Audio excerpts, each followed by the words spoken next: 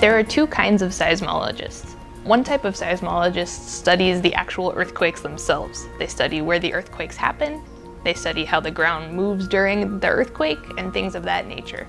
I'm the other kind of seismologist. Instead of studying the actual earthquakes, we use the waves from those earthquakes to study the structure of the earth. So you can think of this sort of like an X-ray, right? So if you break your arm and you go to the doctor, there's an X-ray lamp that emits X-rays. They travel through your arm and they get captured on a plate that's sensitive to those X-rays.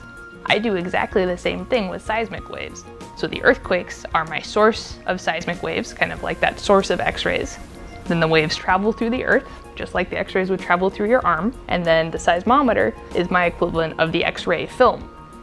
By looking at how the waves move across an array of seismometers, I can see how fast the waves travel and their shape. And this is important because the waves will travel at different speeds depending on the material that they're traveling through.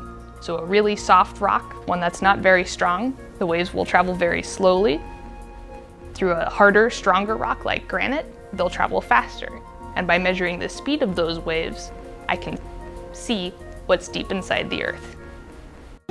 For SPREE, the first thing we had to do was find locations to put all of our seismometers. So in the fall of 2010, another student and I went up to Wisconsin and Minnesota, and we spent 2 weeks driving all over our study area, knocking on people's doors and asking them, hey, can we install a seismometer in your backyard?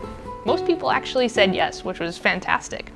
So in order to find these sites, not only did we have to find someone who was willing to let us dig a hole in their backyard, which, is kind of a big deal, we also had to find a quiet place far away from roads and railroads, because trains and cars make vibrations that shake the ground, and our equipment is sensitive enough to pick up on those vibrations.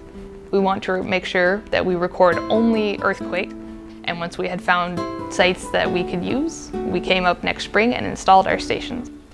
I've always enjoyed being outside.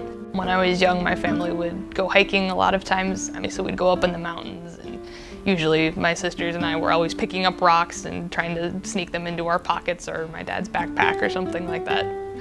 We had a only pick up rocks on the way downhill policy eventually.